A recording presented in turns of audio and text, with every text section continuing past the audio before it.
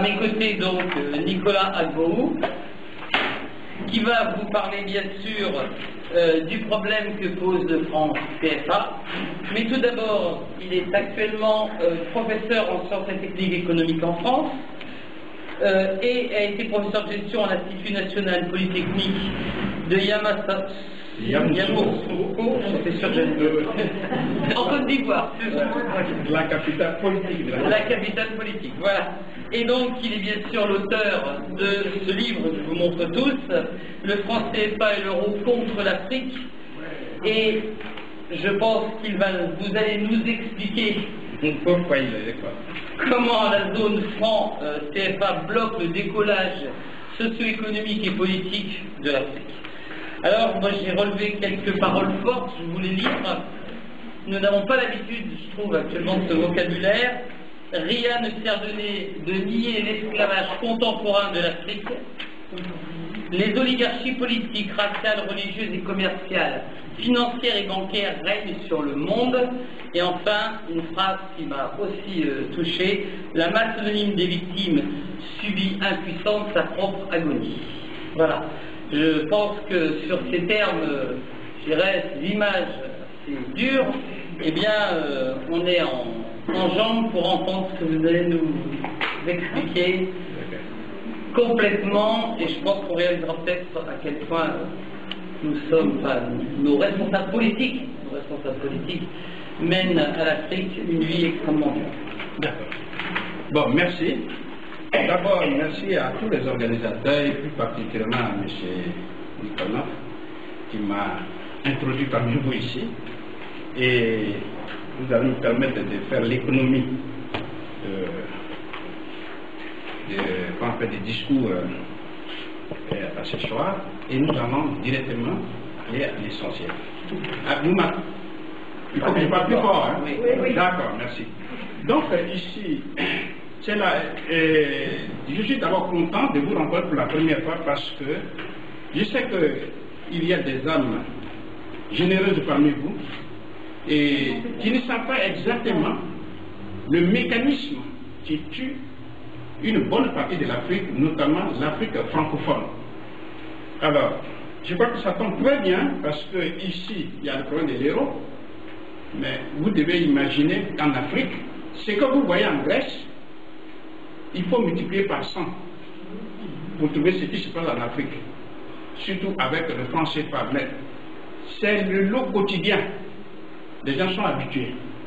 Donc, je vais vous expliquer de façon froide, scientifique, c'est-à-dire, j'ai demandé à vous montrer sur le PowerPoint pour que vous-même, vous puissiez faire votre propre analyse.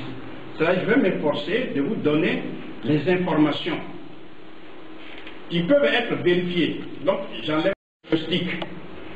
Il faut d'abord voir les résultats. Qu'est-ce qu'on nous dit? Vous remarquerez que ce qui renvoie, c'est-à-dire le petit 1, etc., ce sont les références bibliographiques, où vous pouvez vérifier ce que je dis. Alors ici, on nous a dit que la coopération monétaire doit permettre aux pays d'outre-mer, c'est-à-dire ceux qui sont aujourd'hui pays indépendants, d'avancer sur la voie du développement plus vite qu'ils ne pourraient le faire seuls. C'est-à-dire si on était laissé à nous-mêmes. Qu'on n'avait pas eu de coopération monétaire, eh bien, ça serait même le désastre. Maintenant, grâce à la coopération monétaire avec la France, on peut aller plus vite. Même plus vite que ceux qui sont... Pardon? Oui. Alors, donc, d'entre les jeux, voilà ce que dit le président Jacques Chirac. Il dit qu'on oublie une chose, c'est qu'une grande partie de l'argent qui est dans notre porte-monnaie, il s'adresse bien sûr aux Français, vient précisément de l'exploitation depuis des siècles de l'Afrique. Pas uniquement, mais beaucoup vient de l'exploitation de l'Afrique. Alors il faut avoir un petit peu de bon sens. Je ne dis pas de générosité, mais de bon sens, de justice pour rendre aux Africains ce qu'on leur a pris. D'autant que c'est nécessaire si l'on veut éviter les pires convulsions ou les difficultés avec les conséquences politiques que ça comporte dans le proche avenir. Ça, c'est maintenant quand il n'est plus président. Mais ce n'est pas ça certainement qui m'intéresse. Parce qu'on connaît le discours politique. Alors, donc, dans la population monétaire, on a ce qu'on appelle la mère patrie, qui est la France. Regardons les résultats. si je revois le rapport PNUD, c'est-à-dire le programme des Nations Unies pour le développement de 1998, la France est classée deuxième, après le Canada. Et au bas de l'échelle, vous avez le Niger, le Burkina, le Mali. Tout ça, ce sont des pays de la zone franc CFA. Ça, c'était en 1998. En 2008, on voit bien le même classement. La France occupe le 10e rang, mais ceux qui sont au bas de l'échelle, c'est toujours la Guinée-Bissau, le Mali, le Niger, le Burkina Faso, etc. Alors, il faut maintenant savoir, après ce constat rapide, qu'est-ce qui se passe. Donc, nous allons faire une analyse sur les institutions de la zone franc CFA d'une part et les 4 principes qui constituent l'essence même de la zone franc CFA. Au niveau des institutions, nous avons 4, c'est-à-dire la conférence des chefs d'État, le conseil des ministres, les banques centrales et ce qu'on appelle les comités nationaux de crédit. Le conseil des ministres, normalement, a le pouvoir de, comme on l'écrit ici, qui définit la politique monétaire et du crédit, mais surtout qui a le pouvoir de modification de la parité de l'unité monétaire. C'est-à-dire, en fait, il fait réévaluer ou dévaluer le franc CFA, qui est la monnaie utilisée par les 15 pays d'Afrique francophone. Ça, c'est sur papier. Mais il faut savoir que la monnaie même relève de la, disons, du pouvoir régalien du peuple. C'est-à-dire que c'est la monnaie et c'est le peuple qui, par voie référendaire ou bien par la voie parlementaire, décide qu'on prend cette monnaie ou pas. On l'a vu avec la France lorsque, comme on appelle pour le traité de Maastricht, le 20 septembre 1980, il y a eu appropriation à 51% des Français qu'on prenait l'euro. Peu importe ce qu'on en pense, hein, mais on est passé par là, par voie référendaire. En ce qui nous concerne, les différentes constitutions affirment, si je prends par exemple la constitution qu'on appelle les îles Comores, on dit que relève de la compétence exclusive du peuple la matière suivante, la monnaie. Et tous les pays affirment la même chose, mais à des termes différents. Donc, qu'est-ce qui se passe exactement? Dans la réalité, ça c'est sur le papier. Mais celui qui a créé qu'on appelle le franc CFA, je vais dire la définition d'abord, il faut savoir ce que ça veut dire. Le franc CFA veut dire le franc des colonies françaises d'Afrique. Il faut bien retenir ça. Le franc des colonies françaises d'Afrique. Mais gérer un pays, c'est faire la prévision. Donc, des grands dirigeants comme les De Gaulle ont vu ce qui allait se passer avec l'indépendance politique des pays africains. Donc, ils ont maintenu le même sigle en disant le franc CFA, c'est-à-dire le franc de la coopération financière en Afrique. Vous avez compris? Mais c'est les mêmes principes, les mêmes mécanismes qui ont été conçus à l'époque coloniale par les colons, dans les intérêts des colons, restent exactement les mêmes. Donc, même, on pouvait arrêter la conférence là. Ah, mais oui! Mais, comme on ne se rencontre pas souvent, c'est la première fois que je me rencontre. Donc, je vais... Pardon? Oui. Donc, je vais vous donner les éléments. En fait, le franc CFA a été créé en 1945, et le 25 décembre, conformément à l'article 3 du décret 47-01-36. Et ceci par le général de Gaulle. Et vous voyez bien, quand on parle de 47, ça veut dire que c'est la fin de la Deuxième Guerre mondiale. Bien, on verra par la suite que, en fait, le franc CFA n'est rien d'autre que... Bon, je vais suspendre ça. Bon, on voit bien donc que la monnaie relève donc de la souveraineté du peuple. Or, que se passe-t-il? Puisqu'on a vu que ce sont les ministres, etc., qui peuvent dévaluer ou réévaluer le franc CFA. Mais que dit le ministre, le premier ministre Édouard Balladur? Il nous dit clairement, et vous le lisez avec moi, que le franc CFA a été dévalué en 1994 à l'instigation de la France, parce qu'il nous a semblé que c'était la meilleure formule pour aider ces pays dans leur développement. Et le même Édouard Balladur continue pour dire, et ceci avec raison, que la monnaie n'est pas un sujet technique, mais politique, qui touche à la souveraineté et à l'indépendance des nations. Il suffit de vous replonger tout de suite dans l'euro et vous voyez bien que lorsque vous ne maîtrisez pas la monnaie qu'on appelle l'euro, ça veut dire que vous avez perdu une grande partie de votre souveraineté, avec tout ce que ça engendre. Donc, dans notre cas particulier, nous qui sommes censés être indépendants, lui qui affirme que c'est la souveraineté des États, il vient dire qu'il vient d'évaluer la monnaie. Mais vous avez compris maintenant pourquoi? Parce que je vous le dis, le franc des colonies françaises d'Afrique, qui est maquillé avec l'autre appellation, c'est une propriété à part entière de la France. Jusqu'à ce jour, depuis 1940 jusqu'à ce jour. Donc vous allez voir les conséquences. Donc comme il a été dévalué par la France, quelle a été la réaction des chefs d'État africains?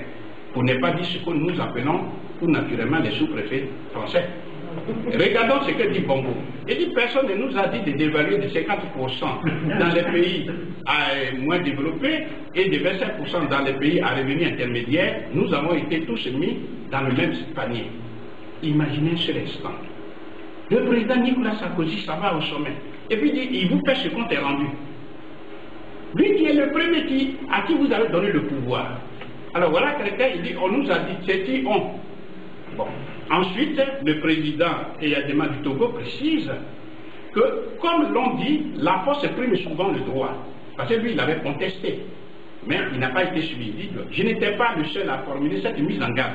Mais la France en a décidé autrement. Les voix africaines n'ont pas compté pour grand-chose dans cette affaire de dévaluation. La décision a été prise à l'Élysée ici. On les a réunis à Dakar, au Sénégal, et c'était Michel Aurussin qui a représenté la France, et tous, ils se sont alignés.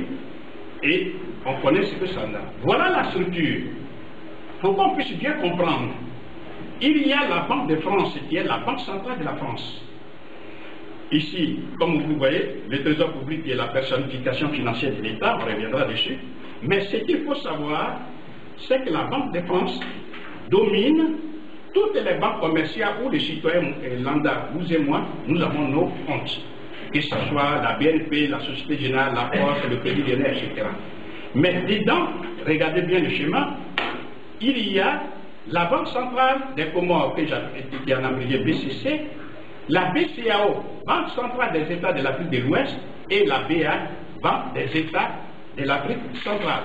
Et ce sont ces banques centrales qui fondamentalement sont les filiales de la Banque de France, ont maintenant, dominent maintenant les autres banques commerciales, c'est-à-dire où les Africains ont leurs comptes. Alors vous voyez bien que toute la décision se prend depuis la Banque de France, exactement comme à l'époque coloniale. Donc, voilà Robert Julien, qui a été le premier gouverneur de la Banque centrale de l'Afrique de l'Ouest qu'on appelle la BCAO. Et ceci jusqu'en 1974. Je rappelle pour ceux qui ne savent pas, l'indépendance politique a été acquise en 1960. Donc, si Robert Julien a été gouverneur de la BCAO jusqu'en 1974, c'est-à-dire 14 ans après, vous comprenez la suite. Bien, on va continuer. Alors, quelle est la composition du conseil d'administration? Je rappelle, la Banque centrale est une grande entreprise, comme n'importe quelle grande entreprise, qui est gérée par un organe qu'on appelle le conseil d'administration. Donc, dans ce conseil d'administration des 3 banques centrales africaines, qui sont, je rappelle, BCC, c'est la Banque centrale des Comores, BCAO, Banque centrale de l'Afrique de l'Ouest, et BAC, Banque des États de l'Afrique centrale, chacune de ces 3 banques centrales a un conseil d'administration. Et dans ce conseil d'administration, il y a des Français. Pour des raisons que vous comprenez. Vous avez vu à l'origine, je vous ai dit que c'est la propriété à part entière de la France, le franc des colonies françaises d'Afrique. Donc les Français y sont. Et là, je vous donne la composition actuelle. C'est-à-dire, à la BCAO, il y a 16 administrateurs africains et 2 Français. À la BAC, Banque des États de l'Afrique centrale, il y a 13 administrateurs, dont 3 Français. Et à la BCC, Banque centrale des Comores, il y a 8 administrateurs, dont 4 Français. Je parle de ce qui se passe maintenant, parce qu'avant la réforme de 1973, c'était à égalité. Mais il fallait rendre moins visible la présence des Africains, et non, la présence des Français au conseil d'administration pour ne pas réveiller la conscience. Ça, c'est la stratégie, ça. Mais ce qu'il faut retenir, c'est que ces Français ont le droit de veto. Mais c'est qui est normal. Ça dit, il ne faut pas être surpris. La chose vous appartient. Si vous gérez votre chose, c'est tout à fait normal que vous ayez le droit de veto. Et comment ça se fait? Ça se manifeste. Ce droit de veto, on n'écrit pas le mot veto, mais regardez ensemble. Dans les Comores, on vous dit que le conseil d'administration délibère valablement lorsque au moins 6 de ses membres sont présents ou représentés. Or, je vous ai dit, il y a 4 Comoriens et 4 Français. Vous avez compris? Donc, si les 4 Comoriens sont d'accord pour l'ordre du jour et que les Français ne sont pas d'accord pour l'ordre du jour, il leur suffit simplement de faire la politique de la chaise vide et puis le système est bloqué. Et même quand bien les Français sont présents, regardez la suite, que pour que les décisions soient valables, il faut que ça soit pris, elles soient prises au minimum par 5 administrateurs. C'est ça qui est là. Voilà. Décemment présenté, on dit les délibérations doivent être adoptées par 5 au moins des membres présents ou représentés.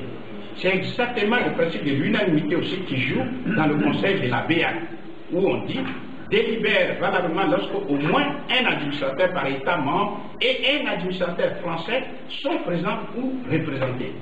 Je rappelle que nous sommes, juste après de contrer quelles que soient vos opinions, dans un pays des droits de l'homme où, quand vous faites de la calomnie, la diffamation, on vous traduit en justice. Ça, c'est écrit. Donc je ne peux pas nier. Et c'est publié en France. C'est vendu à la FNAC. Ça veut dire qu'on peut prendre ça et puis me traduire carrément. Je sais parce que je suis en train de dire des mauvaises choses sur l'État français. Ce n'est pas vrai. Ce sont les textes officiels que je vous récite là. Ensuite, le droit de veto aussi est réclamé avec force au niveau de la BCEAO, où on vous dit que, au niveau de la BCEAO, que pour changer ses propres statuts, hériter de la colonisation, il faut le principe de l'unanimité. Or, je vous ai dit, il y a 16 administrateurs africains et 2 Français. Même si on avait mis 1/8 des Français. Tant que ce 1/8 des Français n'est pas d'accord, le principe de l'unanimité n'est pas acquis. Vous comprenez ce que je veux dire? Voilà, ça ce sont des techniques. Parce que souvent, on sait que le citoyen moyen lambda ici, en dehors de la télévision, il ne s'informe pas. Donc tout ce qu'on va vous dire à la télévision, ça marche. Mais ce qu'on fait, c'est autre chose. Voilà la présentation. Vous avez vu les 2 Français. Beaucoup d'un conseil d'administration. Ensuite, donc le droit de veto. Et le droit de veto, ici, c'est ce que je vous ai dit. On vous dit la BCEAO doit recueillir à l'unité. Je vous ai déjà dit ça. Ensuite, on va continuer. Ensuite, au niveau de la Banque centrale, le pouvoir de la Banque centrale du conseil d'administration. Alors, il faut savoir maintenant à quoi sert la Banque centrale. Alors, je crois que comme le milieu est assez hétérogène, il faut le rappeler rapidement. La Banque centrale, dans tous les pays du monde, est toujours un établissement, comme on l'a vu tout de suite sur le schéma, qui coiffe toutes les banques commerciales où les citoyens lambda à ses comptes. Donc si l'État veut par exemple favoriser l'injection de la monnaie en circulation, des instructions sont données à la Banque centrale qui va baisser son taux d'intérêt directeur auquel le banquier commercial va aller prendre et puis facturer au client, au dernier client. Donc comme tout bien, un bien comme par exemple le livre, si on vous dit au départ le livre vaut 50 €, vous allez dire je n'achète pas. Si on vous dit c'est 2 €, forcément vous serez amené à l'acheter parce qu'il coûte moins cher. C'est exactement ça l'argent. Le banquier vend l'argent.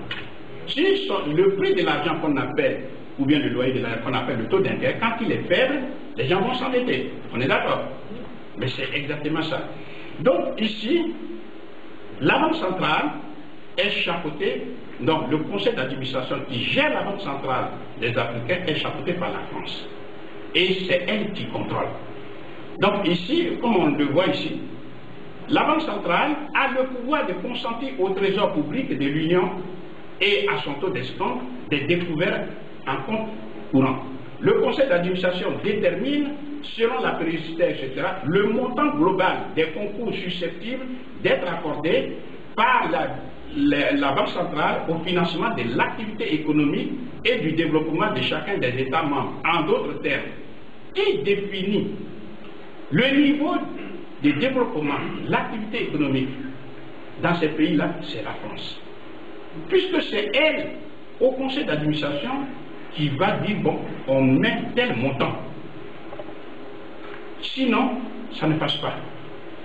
Et ceux qui sont là, ce sont les salariés. On ne vient pas dans une entreprise pour venir envoyer le patron, sinon c'est vous-même qu'on met dehors.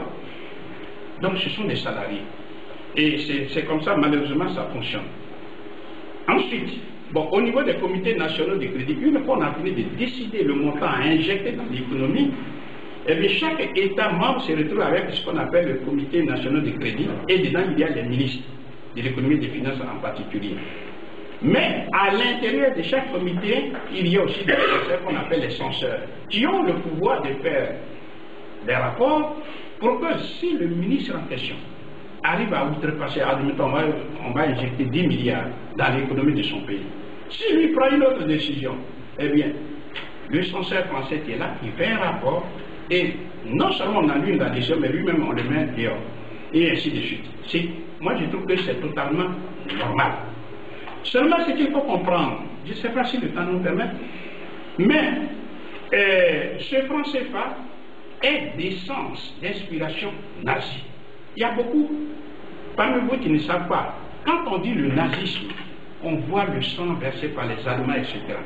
Mais il y a un autre aspect violent, c'est que les nazis, quand ils viennent occuper un pays, ils font ce qu'on appelle le nazisme monétaire qui se manifeste par trois manières. Première manière, ils rentrent dans la banque centrale et c'est eux qui vont aller, par exemple, dévaluer la monnaie locale qu'ils ont trouvée. Ça, c'est pour se donner un grand pouvoir d'achat. Deuxième facteur, ils enlèvent la monnaie locale et ils mettent une fausse monnaie, la monnaie coloniale. Et enfin, troisième facteur, c'est ce qu'on appelle le clearing, c'est-à-dire les comptes d'opération aujourd'hui dont je vais vous parler. Donc, pour que vous puissiez bien voir votre histoire, voilà donc Hitler et ses amis. Ensuite, Hermann Göring, le père Heinrich Ernest Göring, qui est le père biologique de Hermann Göring, qui va faire le travail que nous connaissons. Alors, ce Hermann Göring, comme vous le voyez, avec l'aide d'intermédiaires comme Brunner, etc., il épille les trésors artistiques des territoires occupés de l'Europe occidentale. Il est aussi, au moins jusqu'à 42-43, un des organisateurs essentiels du pillage économique des pays occupés et du transfert forcé des travailleurs civils dans leur âge.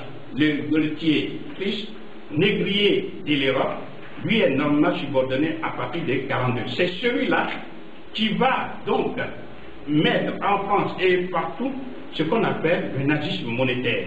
De telle sorte que, à la libération, De Gaulle, inspiré par ça, il applique ça aux Africains que nous sommes.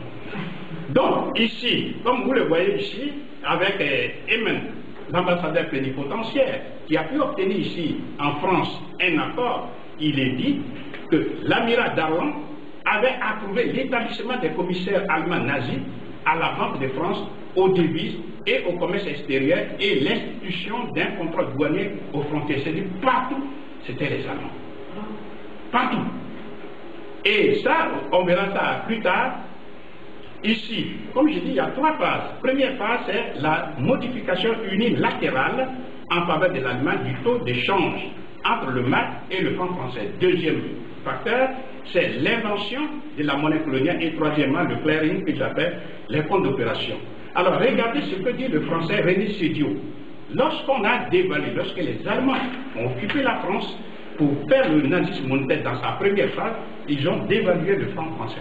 C'est-à-dire, avant ça, un Deutschmark était égal à 10 francs français. Et après, quand ils ont occupé, ils ont dit tout de suite égal, un Deutschmark égal 20 francs français. Du coup, ça permet donc aux Allemands d'avoir un grand pouvoir d'achat. Exemple, si un bien coûtait 10 francs français et que un 10 francs égale un Deutschmark, il donnait un Deutschmark. Maintenant, avec la dévaluation, le même Deutschmark qui va coûter 20 francs va lui donner deux unités de ce même bien. On est d'accord? Voilà. Donc, c'est ça. Et c'est ce que René Sédio décrit.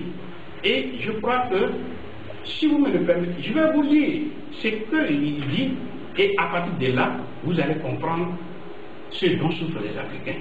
Il dit avec les siècles, les formes des pillages sont devenues plus savantes. Les anciens Germains dévastaient en toute simplicité les pays qu'ils avaient conquis. Leurs descendants, en 1940, ont recouru à une méthode de rapine plus subtile et plus fructueuse.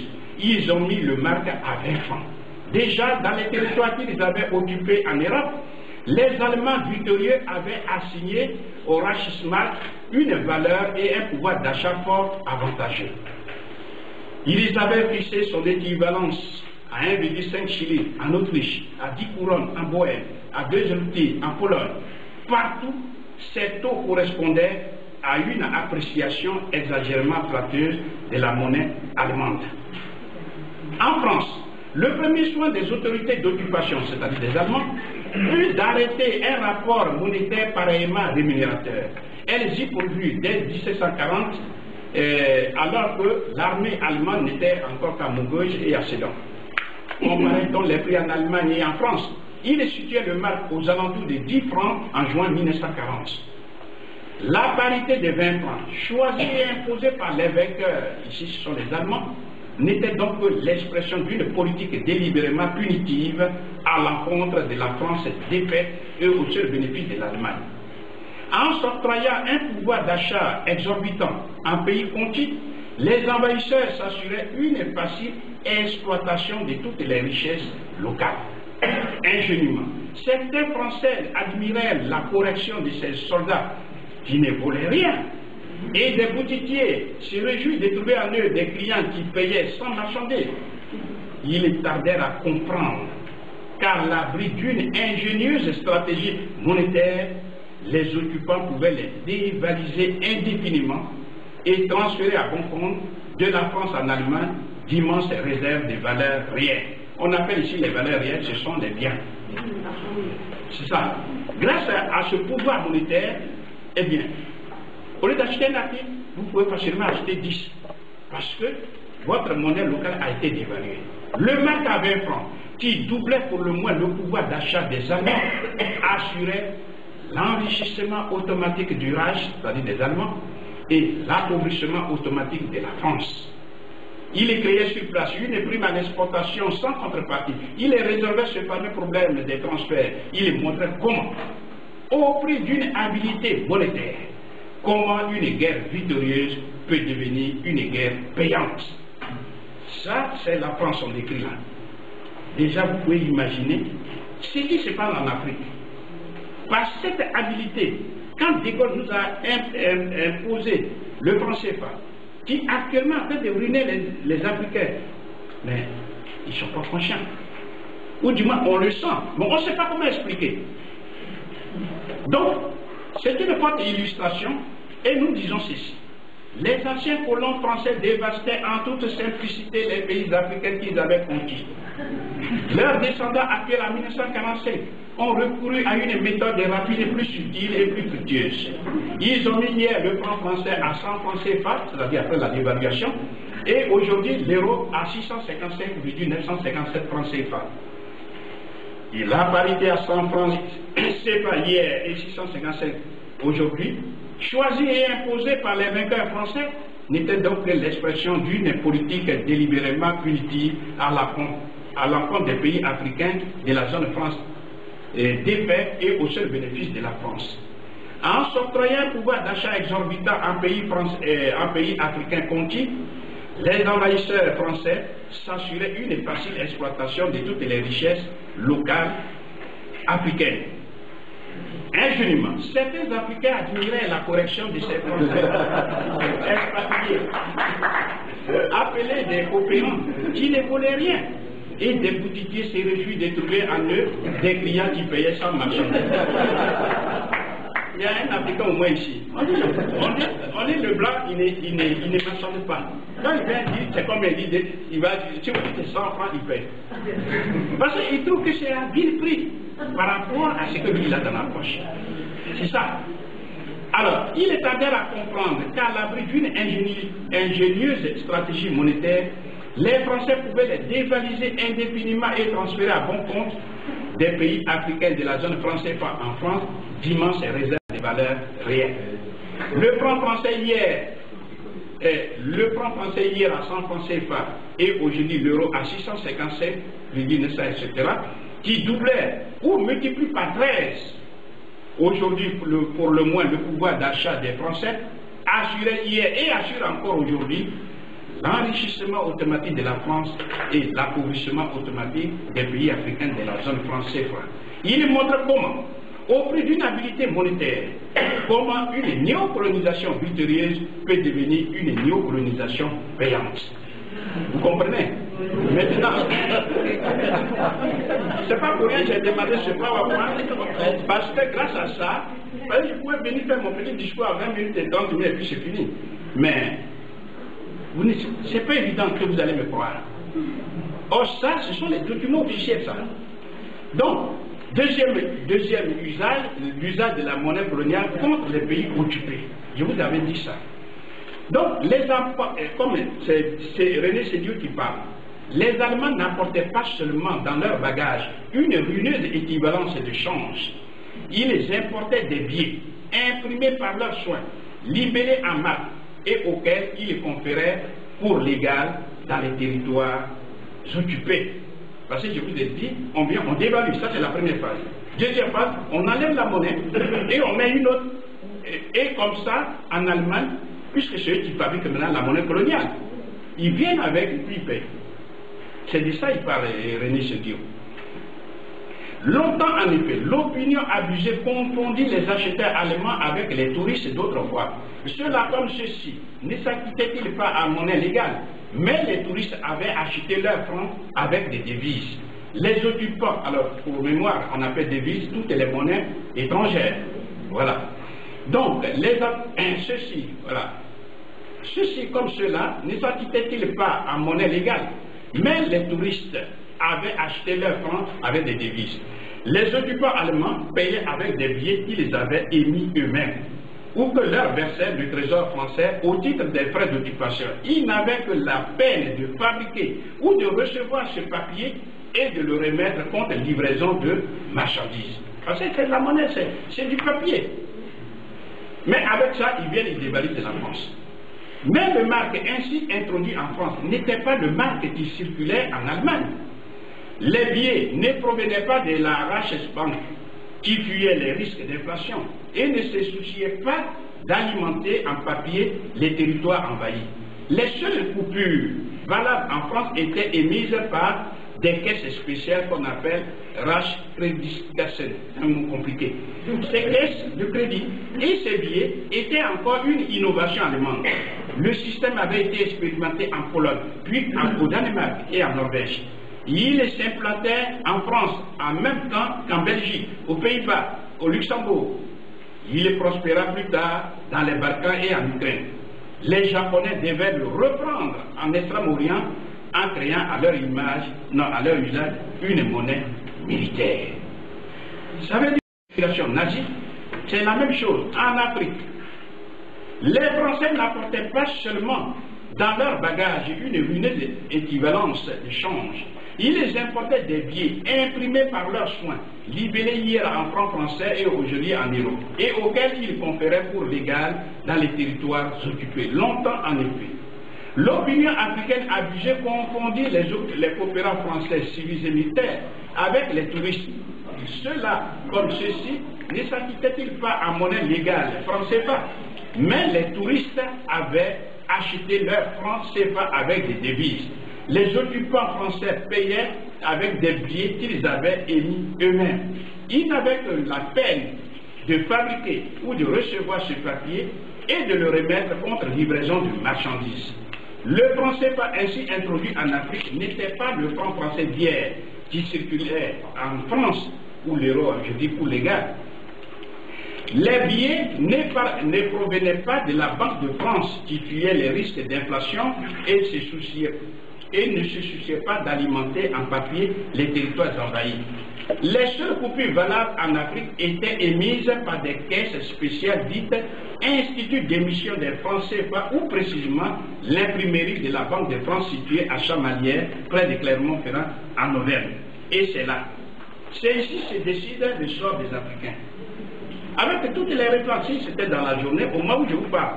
vous appelez, ils vont dire oui, c'est nous qui produisons des francs CFA. Ici, à Clermont-Ferrand.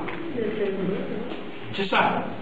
Donc, quand tout ce qu'on vous dit, je le sais, mais à partir de là, vous allez comprendre. Tout se décide à Chamalières. C'est vrai. C'est eux qui fabriquent les quantités de billets. Quelqu'un va en coopération, ça ne coûte rien à la France. Parce qu'arrivé là-bas, ce sont des CFA qui sont fabriqués ici. Ce ne sont pas fabriqués sur le sol africain, non.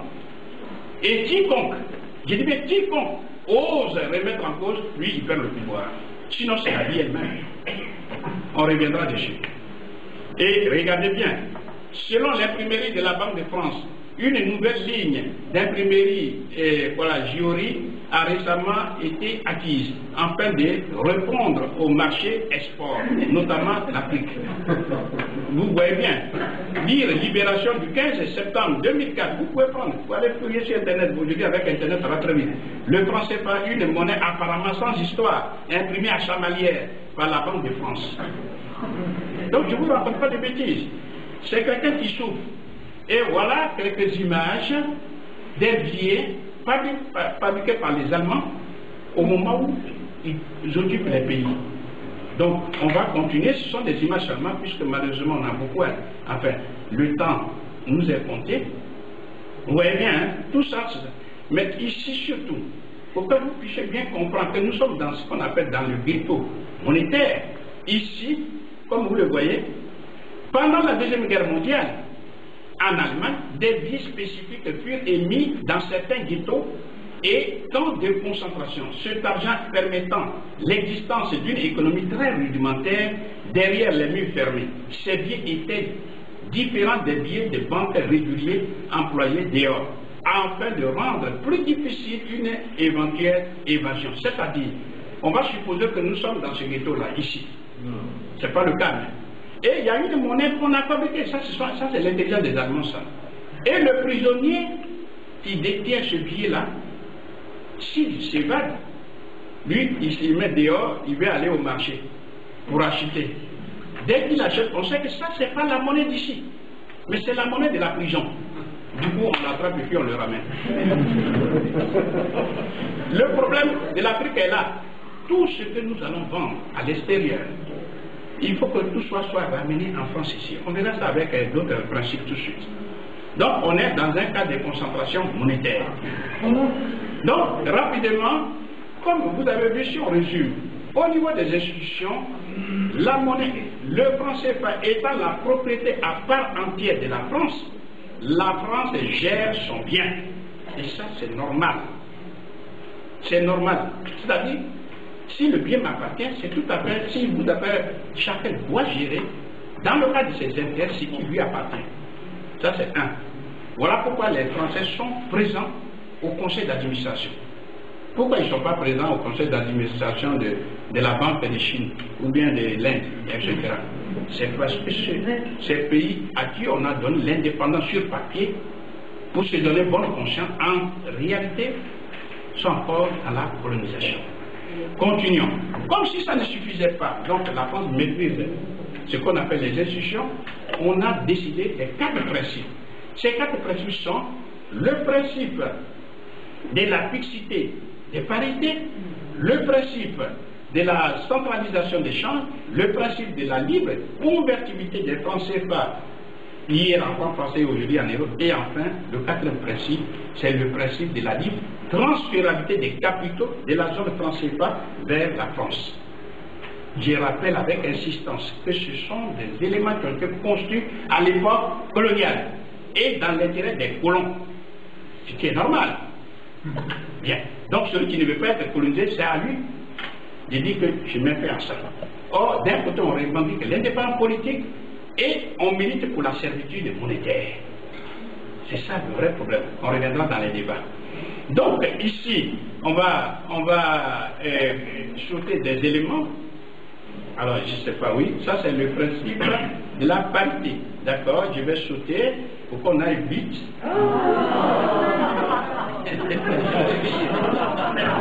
Donc, le franc CFA, alors, le franc CFA est accolé à l'euro. Ça veut dire que quand l'euro s'envole, le franc CFA aussi est surévalué. Et on peut comprendre aux uns et aux autres que c'est une monnaie qui est bien pour l'Afrique. Or, le franc CFA n'est rien d'autre qu'une sous-monnaie de l'euro. Comment des pays qui n'arrivent même pas à se nourrir, comme le Burkina, le Mali, etc., arrivent à utiliser l'euro à travers le franc CFA? Donc, les conséquences sont énormes. Alors, donc, nous allons continuer. Comme dit Dominique Strauss-Kahn, il était ministre de l'économie et des finances, il dit que nous avons fait et nous avons créé l'euro pour qu'il soit une devise forte. Bon, c'est un choix que les Européens ont fait, mais ça ne regarde que les Européens, c'est normal. Mais pour nous autres Africains, ça nous crée beaucoup de préjudices. Premièrement, puisque la monnaie est surévaluée, le franc CFA est surévalué, ça veut dire que des pays qui ne produisent que des produits banalisés, à l'échelle planétaire, nos produits ne sont pas compétitifs. À partir du moment où ils ne sont pas compétitifs, ça veut dire qu'on accuse des déficits commerciaux. Or, nous ne faisons qu'importer des services. La somme algébrique de la déficit commercial et déficit des services, qu'on appelle les invisibles, ça donne la balance des paiements. Donc, on est dans une situation de déficit de la balance des paiements. Or, une des conséquences logiques des déficits structurels de la balance des paiements, c'est la dévaluation. On reviendra dessus. Deuxièmement, quand les Africains ont vendu, par exemple, ils ont fait une recette en dollars, exemple, on va dire, l'euro est actuellement à combien? 1,33, c'est ça? 1,4. Bon, on va dire 1,4. Si les Africains font, par exemple, une recette de 1,4 milliard de dollars, obligés, je dis bien obligés, ils sont obligés de passer d'abord par l'euro, c'est-à-dire converti en euros. Alors, s'ils font une recette de 1,4 milliard de dollars, si 1 euro égale 1 dollar, ça veut dire qu'ils obtiennent 1,4 milliard d'euros. On est d'accord? Et après, ils multiplient par 655, etc. Donc, ils ne perdent rien. Mais dans l'état actuel, 1 euro égale 1,4, alors 1,4 milliard de dollars divisé par 1,4, ils obtiennent 1 milliard. Les 400 millions sont perdus. On est d'accord ou pas? Bon, donc ça fait des pertes financières énormes. Ça, c'est une des conséquences. Et pour pouvoir utiliser l'euro, parce que le CFA, comme je vous dis, c'est accolé à l'euro. Donc, pour pouvoir utiliser ça, il faut des politiques monétaires drastiques, une autorité budgétaire hors norme. Et c'est ce que Jacques Larosière dit. Il dit que les statuts, il dit que le rattachement des monnaies africaines à une monnaie forte, l'euro, implique que soit poursuivi dans les zones d'émission africaines la mise en œuvre des politiques monétaires rigoureuses. Je crois qu'aujourd'hui, comme vous êtes en train de souffrir, vous comprenez maintenant ce que nous vivons depuis longtemps. Bon, puis on voit ce qui se passe maintenant. Il dit que les statuts des banques centrales africaines de la zone comportent des règles qui institutionnalisent la rigueur monétaire sans laquelle la zone franc ne pourrait exister. La préservation de la parité et de la ficité du taux d'échange des monnaies africaines, hier avec le franc et aujourd'hui avec l'euro, impose que les politiques d'assainissement des finances publiques mises en œuvre dans la plupart des pays, mais malgré les difficultés, soient poursuivies. Bon, donc je crois que ça c'est pas de commentaire. Et comme je vous l'ai dit, aujourd'hui, vous voyez ces pauvres Africains, avec leurs enfants qui font du coton, etc. En un mot, l'Afrique qui est le réservoir de la main-d'œuvre corbillarde à perpétuité, les maigres recettes qu'ils peuvent avoir, grâce, à cause plutôt, je dirais, du rattachement du franc CFA à l'euro, ils font une perte de 40% au moins. C'est ce que dit même Frank Emerson, qui est un Allemand qui est installé là-bas, c'est lui qui dit ça ici. Il dit que le change nous fait perdre 40% du prix, etc. Donc je crois que je ne m'appesantis pas sur ça. Maintenant, une des conséquences majeures, c'est que comme on fait ces politiques d'austérité, il y a des réductions drastiques des dépenses publiques, que ce soit dans la santé publique, dans l'éducation nationale, la fonction publique, c'est-à-dire les salaires sont bloqués depuis 20 ans, 25 ans, et malgré ça, on renvoie même les fonctionnaires, etc. des transports, bon, ceux qui ont été en Afrique, ils savent comment, dans quelles conditions ils voyagent, etc. Bien, des taux d'intérêt financiers très élevés, accessibles, bon, difficulté d'accéder à des crédits, etc. C'est des impôts et taxes, qui va dire mot, et des dévaluations, etc. Alors, voilà ce que dit le Premier ministre Pierre Messmer. Il dit les États africains devront se résigner à des dévaluations en série du franc CFA. Parce que c'est ce que je vous ai dit. On accumule des déficits. Donc, ce sont des dévaluations qui vont venir. Lesquelles dévaluations sont salutaires pour l'Europe? Quand je dis l'Europe, il ne s'agit pas des citoyens lambda ici, assis. Non, ceux qui dirigent l'Europe. Parce que pour reconstruire l'Europe, surtout pour reconstruire les pays pauvres de l'Europe de l'Est qui intègrent l'Europe occidentale, il faut des matières premières. Ces matières premières, ils ne vont pas les prendre en Chine. Ce n'est pas non plus aux États-Unis, ni en Australie, mais c'est ici en Afrique. Donc, c'est une programmation scientifique des séries de dévaluations. C'est de ça que Pierre Messmer parle. Car, précise-t-il, la garantie française n'est qu'une chimère. Il ne faut pas croire au Père Noël. La France seule, dans l'Union européenne, n'aura pas la possibilité de combler éternellement les déficits budgétaires africains. Le franc CFA sera, comme en 1993, surévalué par rapport à la réalité économique et surtout financière des pays africains concernés. Et M. Vincent Bolloré, qui est un grand acteur économique là-bas, qu'est-ce qu'il dit? Il dit des filières entières sont déjà en difficulté et toutes le seront si, à un moment que je souhaite le plus proche possible, un réalignement ne se produit pas. Le mot réalignement ici, c'est un mot savant, mais ça veut dire seulement si on ne dévalue pas. Voilà ce que ça veut dire. Donc, ce sont des opérateurs économiques. Une des conséquences aussi qu'il faut retenir, c'est que lorsque vous avez ce qu'on appelle la parité fixe, vous êtes dépouillé de ce qu'on appelle l'arme monétaire. C'est-à-dire, je vais prendre votre exemple. Lorsque il y a eu le problème du 11 septembre 2001, je crois, oui, c'est ça, aux États-Unis. Oui. Et qu'est-ce qui s'est passé? L'économie a failli tomber. Les Américains, qu'est-ce qu'ils ont dit? Ils disent qu'eux, ils privilégient la lutte contre le chômage. Donc, ils ont fait glisser, ils ont affaibli le dollar par rapport à l'euro. Ce n'est pas parce que l'économie européenne est plus puissante que l'économie américaine.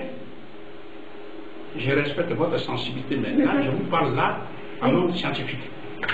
Donc, qu'est-ce qu'ils ont fait? Ils ont affaibli l'euro. Non, le dollar.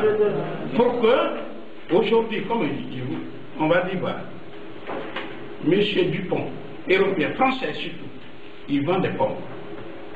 Il exporte aux États-Unis. Sa pomme, il met égale 1 euro. Si 1 euro égale 1 dollar, sa pomme arrivée là-bas va coûter 1 dollar. Qui est en compétition avec les autres pommes, on va dire 1 dollar aussi. Très bien. Mais si le lendemain, on vous dit non, l'euro ne vaut plus 1 dollar, mais vaut 1,4 dollars. Ça veut dire quoi? La pomme, hein, c'est toujours mis 1 euro, mais ça devient 1,40 dollar. Le consommateur qui est rationnel, qu'est-ce qu'il va acheter? La pomme française est en compétition avec les autres pommes qui coûtent 1 dollar. Quelle pomme selon vous il va acheter? Il va acheter ce qui coûte moins cher, même si c'est un Français qui vit là-bas. C'est normal, non? Vous comprenez? C'est ce qu'on appelle en termes techniques, ils font du protectionnisme monétaire. C'est-à-dire qu'ils protègent leur économie à travers l'affaiblissement du dollar. Et ils disent, voilà, nous sommes un pays ouvert, nous sommes le père du capitalisme. Venez, Européens, venez vendre chez nous. Seulement vos produits coûtent trop cher. Pardon? Voilà, mais ici, il joue sur le taux de change. Ensuite, lui, l'Américain, qui a ouvert son marché, où vous ne pouvez pas vendre parce que vous coûtez trop cher, lui, il peut venir vendre moins cher ici. C'est ça.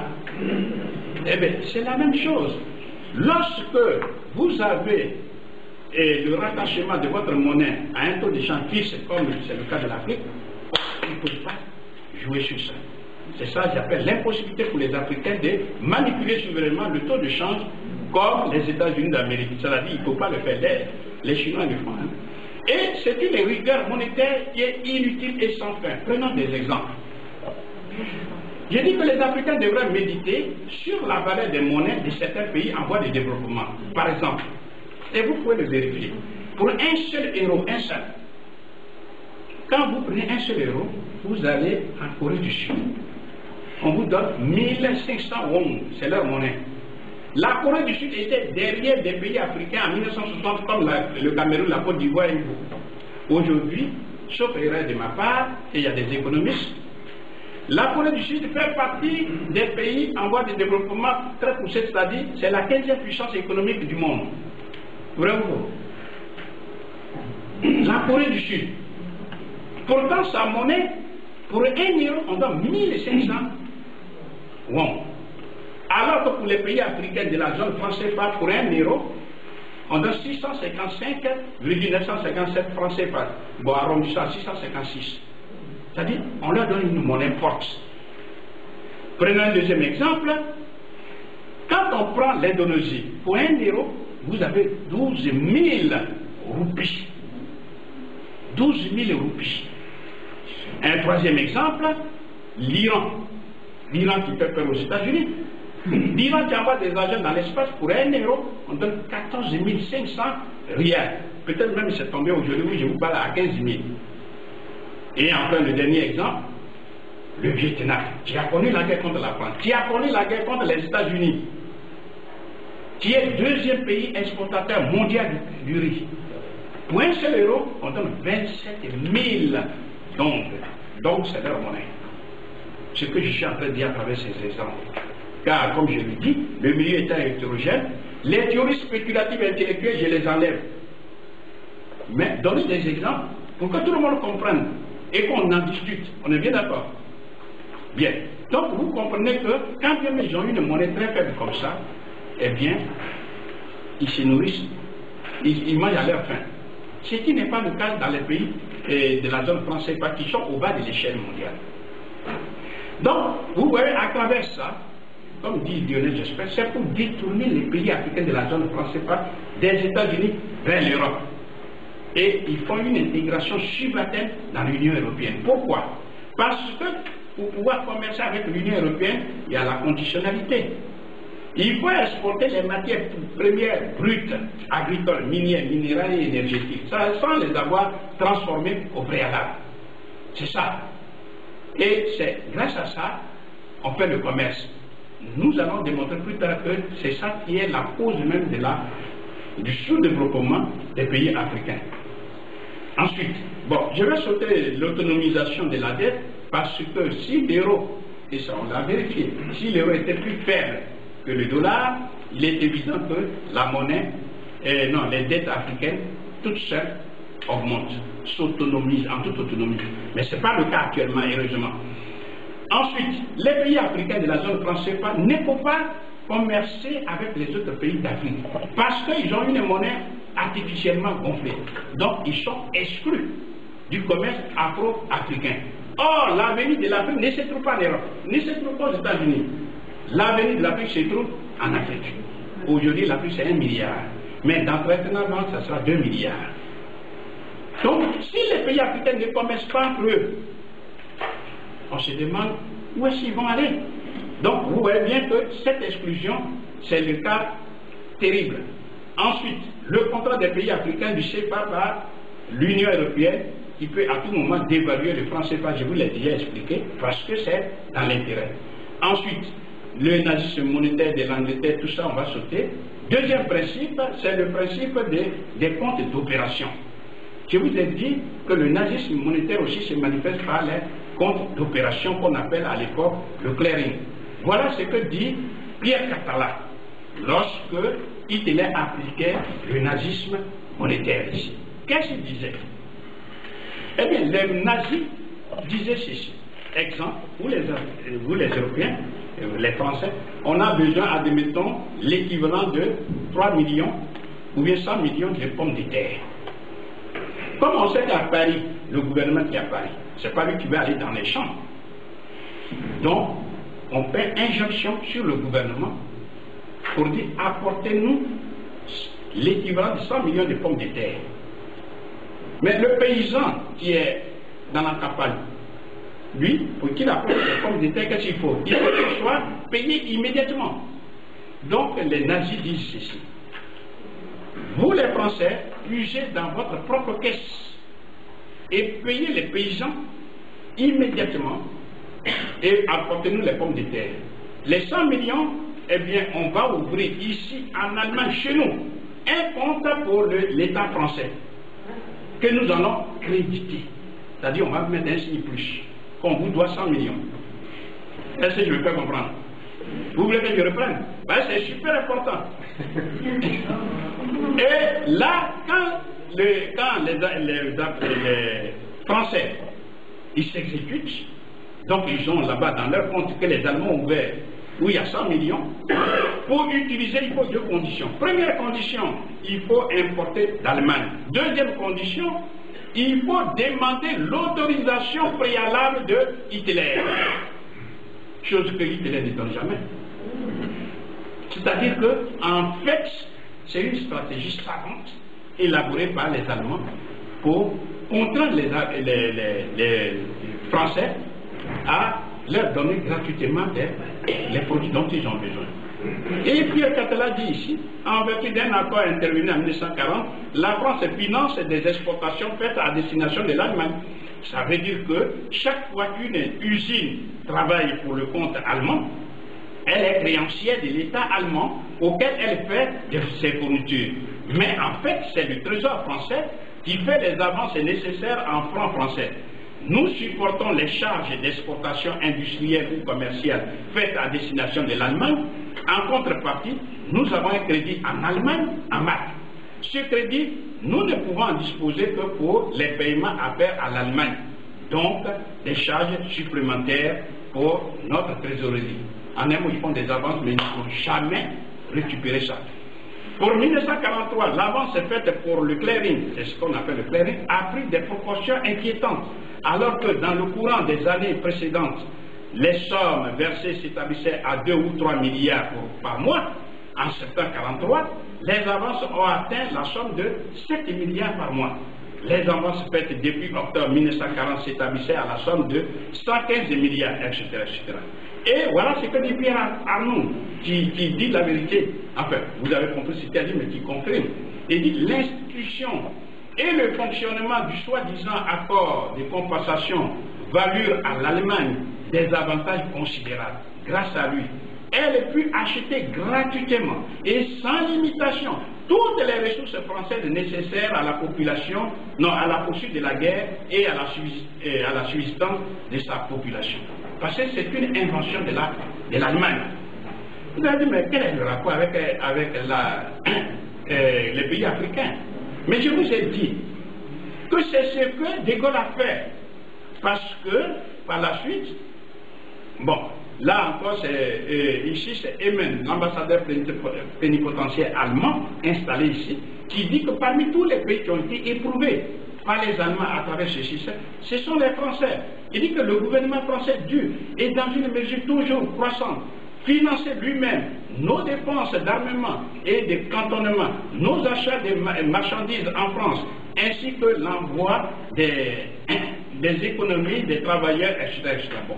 Donc c'est la France qui a été le plus approuvée. Maintenant, qu'est-ce que c'est le fonctionnement des comptes d'opération? Eh bien, ici, avant 1973, tous les pays colonisés par la France qui sont devenus indépendants et qui utilisent le franc CFA, et puis injonction leur est faite de dire toutes les devises. C'est-à-dire quand ils vendent à l'extérieur, tout ce qu'ils gagnent comme argent, ils viennent et déposent ça dans un compte qu'ils ont ouvert ici, au Trésor public français. C'est ce qu'on appelle les comptes d'opération. À votre avis, est-ce que ce n'est pas le clearing ça?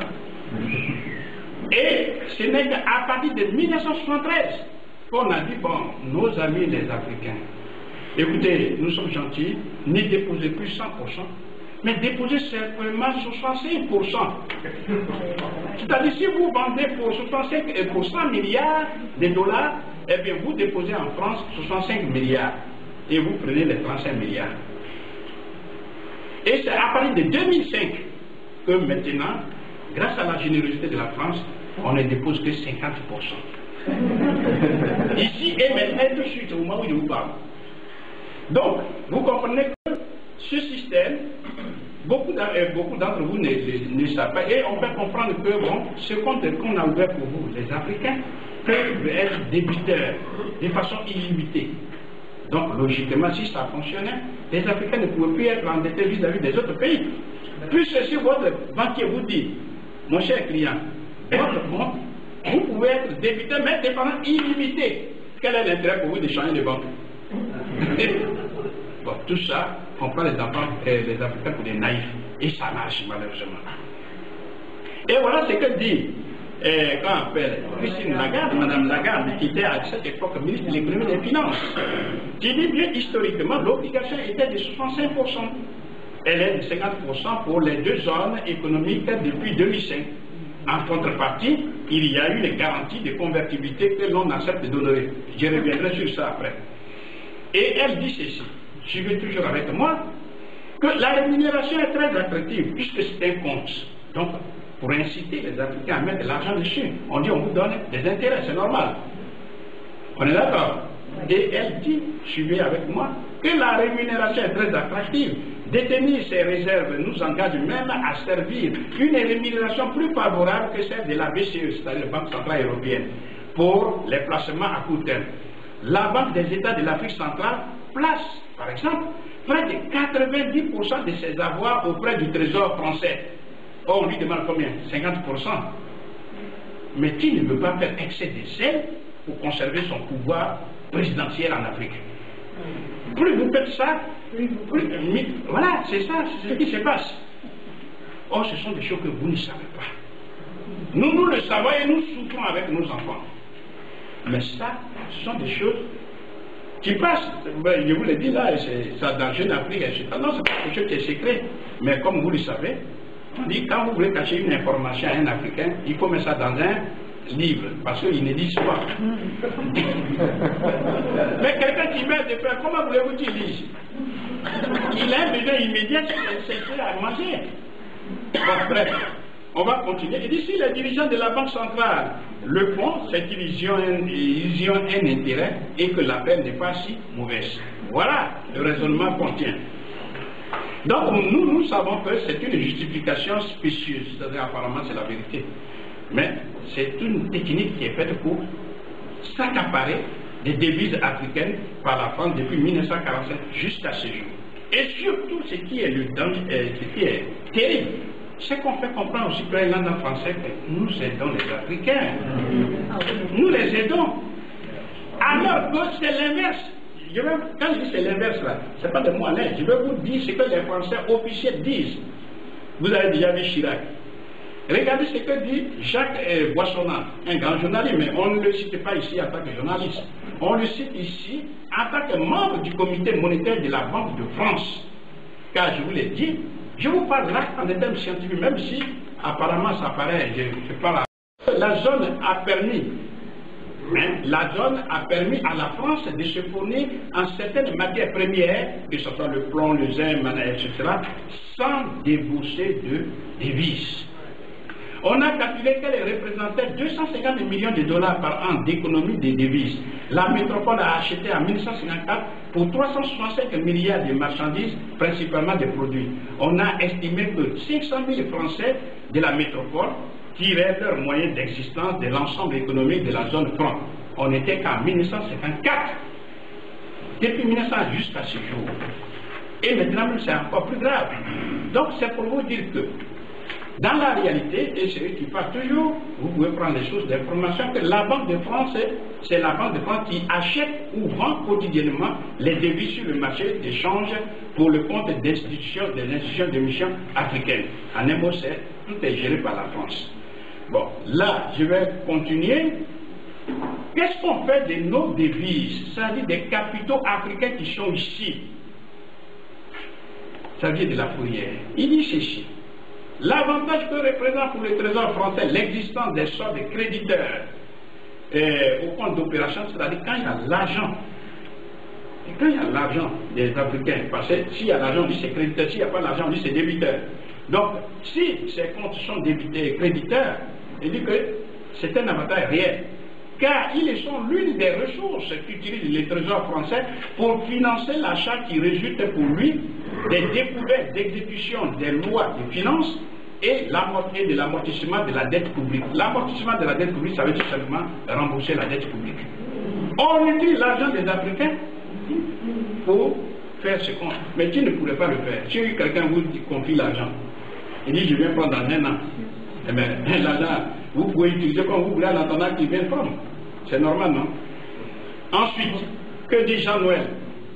Il dit que lorsque les pays de la zone franc exportent plus vers l'étranger, plus qu'ils n'importent, ils procurent à la France des devises. Celles-ci lui sont utiles si, dans le même temps, sa propre balance de paiement avec l'étranger est déficitaire. Donc on utilise l'argent des Africains pour payer, combler le déficit de la balance de paiement.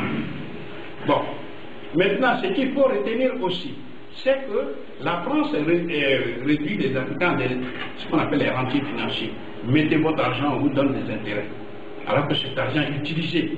On peut faire beaucoup de choses en Afrique. Mais ils sont des rentiers. Bon, donc on continue, puisque là, c'est la Banque des États de l'Afrique qui indique qu'en dépit de la politique de diversification des avoirs extérieurs, la BEAC, je rappelle, BEAC veut dire Banque des États de l'Afrique centrale, j'ai pris ça dans leur bilan, a toujours tenu à conserver dans le compte d'opération la majeure partie de ses avoirs extérieurs en raison des taux rémunérateurs qui y sont servis, et surtout de la clause de garantie d'échange qui met en abri de la dépression, etc. Il ne fait que confirmer ce que Mme Christine Lagarde a dit en disant que 90% des richesses de l'Afrique se trouvent au trésor public, alors qu'on ne leur demande que 50%. Bref, voilà Bongo, qui dit ceci: nous sommes dans la zone franc, nos comptes d'opération sont gérés par la Banque de France à Paris, qui bénéficie des intérêts que rapporte notre argent. C'est la France. C'est un responsable politique qui parle. Donc, s'il dit ça, nous vérifions. Alors, nous disons aussi que la France utilise ses intérêts financiers africains pour endetter les Africains. Prenons un exemple. Quelqu'un vous confie 12 000 milliards. Est-ce que vous êtes suffisamment court pour garder les 12 000 milliards à la maison? Vous allez placer ça dans une banque. Si la banque vous rémunère, il sait que 1% seulement, 1% des 12 000 milliards, eh bien vous divisez ça par 100, ça fait 120 milliards d'intérêts par an. On est d'accord? Maintenant, si vous dites, mon ami, gardez ça pour un mois seulement. Donc, c'est dans un mois, il va venir prendre son argent. La banque va vous verser 120 milliards pendant 12 mois. Donc, 120 milliards pour 12 mois divisé par 12, ça vous fait 10 milliards pour un mois. On vous confie 12 000 milliards pour un mois, vous allez vous déposer. Eh bien, avant son arrivée, vous allez retirer, la banque vous donne 10 milliards. Vous êtes devenu riche sans avoir fait quoi que ce soit. C'est exactement ce que fait la France. Utilise, on a vu quelques utilisations, mais prend l'argent des Africains, utilise, fait des placements judicieux, et les intérêts financiers rapportés par l'argent des Africains, c'est sur ça on puise, tabou battant, alertant le monde entier qu'on ça va aider les Africains. C'est-à-dire qu'on va leur prêter leur propre argent. Vous avez compris ça? Et nous sommes les seuls, nous les Africains de la zone franc, nous sommes les seuls au monde à donner des armes puissantes à une puissance anciennement colonisatrice qui nous met dans cette situation. Vous comprenez? Donc, le remplissage des comptes d'opération se fait contre le développement parce que dès que vous avez l'argent, la priorité des priorités c'est d'aller mettre dans les comptes d'opération. Et après, vous allez financer le développement. Prenez un exemple, la BEAC. On dit les avoirs en compte d'opération ont augmenté de 47,5%, se soutient à 317 milliards à la fin 2007, contre 2000 milliards, etc. Les crédits à l'économie se sont situés à 2000 milliards.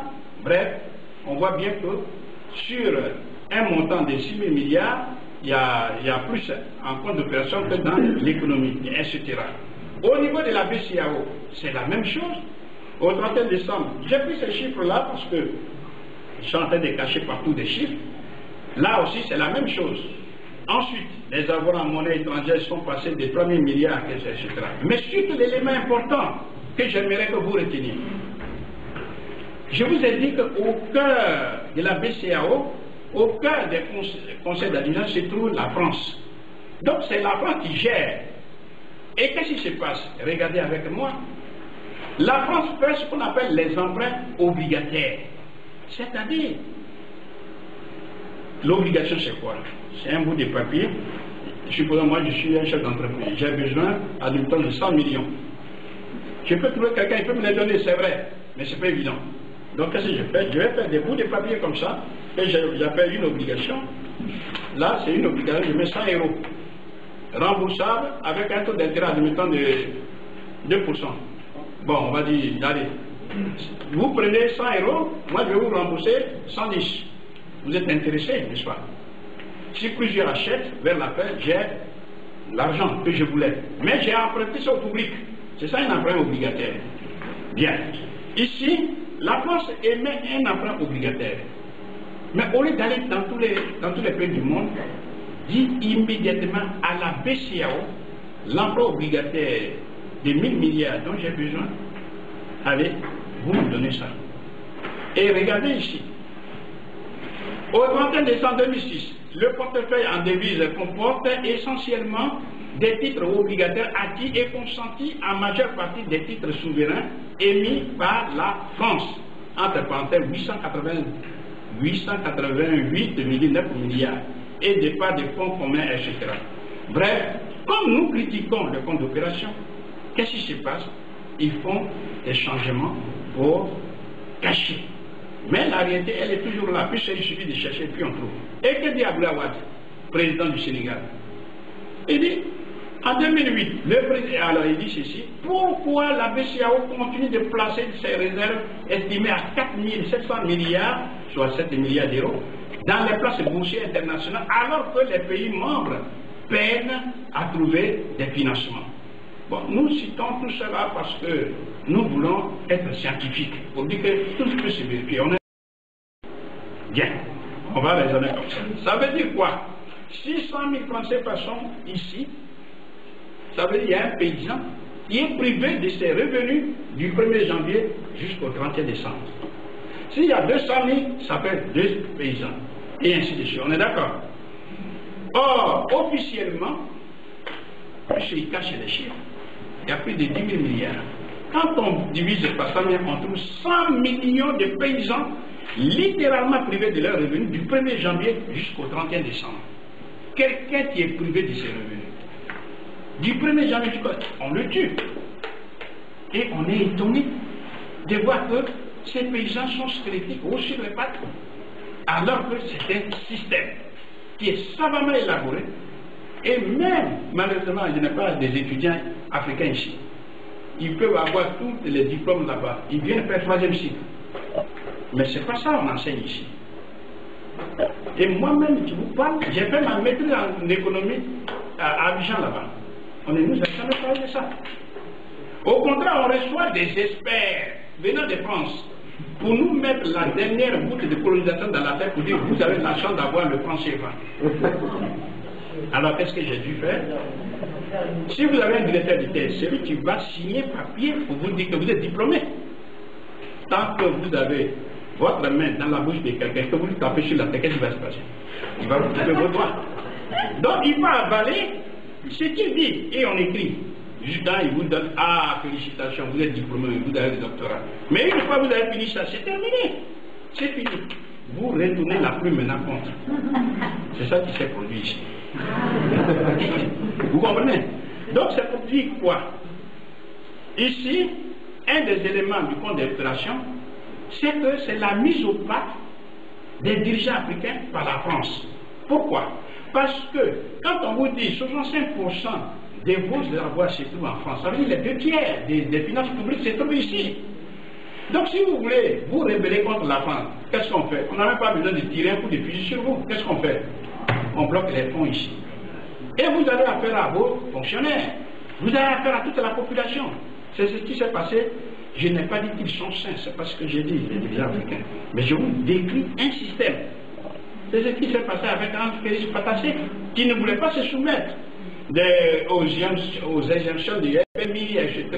Parce que la France, qu'est-ce qu'elle fait? Elle se voile, elle s'habille chez le camp appel. Et sous le voile, elle se met sous le voile du FMI, des bailleurs de fonds internationaux qui sont invisibles, et elle fait appliquer. Mais ce sont des Africains qui sont exécutés sommairement. Donc là, il a perdu le pouvoir comme ça. Et ainsi de suite.